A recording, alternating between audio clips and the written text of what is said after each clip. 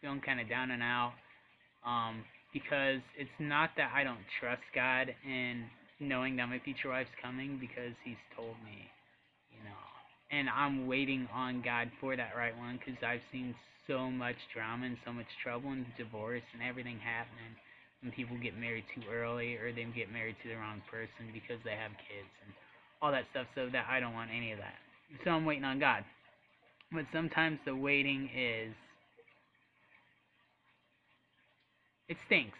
I'm just gonna flat out say it stinks. There's really no way, because we were built for companionship. We all want that special somebody, the one person, not my friends. I mean, my friends can help me with this, but like, I want that one person who I can go to at the end of every day and be like, this is what my day went, and that one person to like comfort me and actually care for me and love for me, and be by my side. And so I'm waiting on this one, and the enemy knows that, it's one of the things I struggle with. And so I was feeling like down and out a couple times during the day, and I did everything from, I woke up in the morning and I immediately recognized the feeling. I was like, you dirty little freaking devil. I'm going to kick your butt from here, your kingdom come with my guitar. And so I played some songs, even played the one I wrote, that says, God, you hide me from my enemies, you protect me, you shade me, you save me, you shower me with your love, stuff like that. And it seemed to help a little bit, but it really didn't.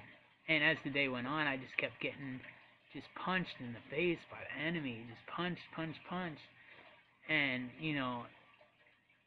I'm a fighter, so I kind of punched back a little bit, and I did everything from speaking in tongues to studying, trying to get my mind off this, trying to, because I don't want to feel this way. It sucks, Who the heck wants to stay stuck? I certainly heck don't.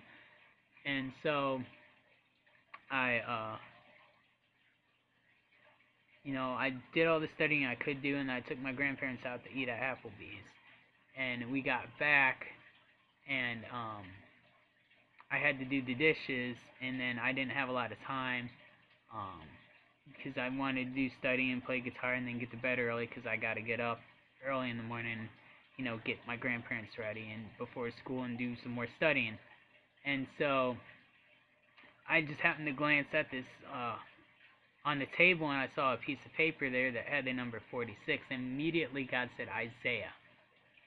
So I'm thinking, okay, let's read Isaiah 46. Maybe there's something there that I need or whatnot. But I realized I couldn't read it and do the dishes because watering my Kindle and Bible really don't work out so much. So I'm like, okay, let's listen to the Bible on my Kindle. And one of the versions I use is the Message version. It does have the audio. And so I started playing it, and God just blew me away.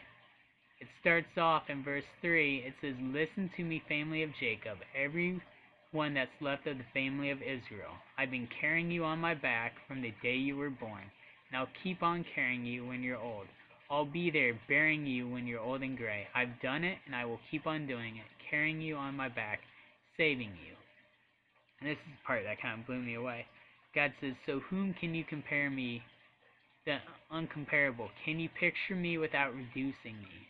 That's a powerful thought right there. Because I was like, no, God, I can't. Like, I gotta reduce you down to what I think you look like, in my mind, in order to picture you, and that's not right. And it goes on further to say, in verse 8, it says, think about this, wrap your minds around it. This is serious business, rebels. Take it to heart. Remember your history, your long and rich history. I am God, the only God you've ever had, ever will have. Now that part right there, remember your history, your long and rich history, felt like God was telling me, remember everything I've done for you in these past 4 short years that I've gotten to know you. I've chose you, dude. I got your back. Why are you like down and out?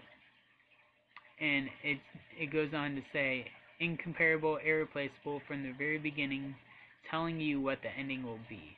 All along, letting you in on what is going to happen, assuring you I'm in this for the long haul. I'll do exactly what I set out to do. And then it goes to say, I said it and I'll most certainly do it. I planned it, and so it's as good as done. God's told me that I'm going to have kids. And not just kids, but multiple kids. And that's a little scary because I've seen how my friends' kids act, but mine will not act that way. So obviously, having that many kids, I gotta have somebody else helping me, supporting me with those kids.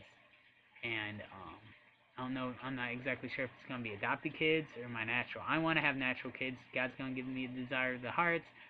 I can't get pregnant, so I gotta have a wife in order to do that. So she is coming.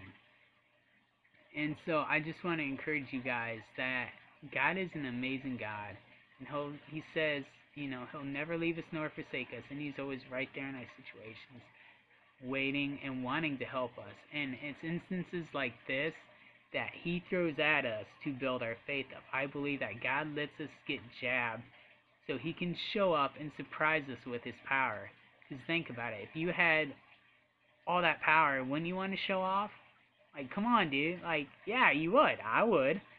I wouldn't want to keep it all to myself. I would want to shower the, goodness, and would want to show off my power. And so it's instances like this that builds up our faith. And whatever you guys are going through right now, just know God's in it. And He says in His Word, He says, I've said it and I'll most certainly do it. I planned it, and so it's not as good as done. And the good news is if you haven't had an instance like this happen to you in your lifetime, it also says in His Word that God's not a favor of man. So if you want this, all you got to do is ask. God bless you guys. If you guys like this video, please share it, and just let's release hope. I just wanted to brag on my God. Thank you so much.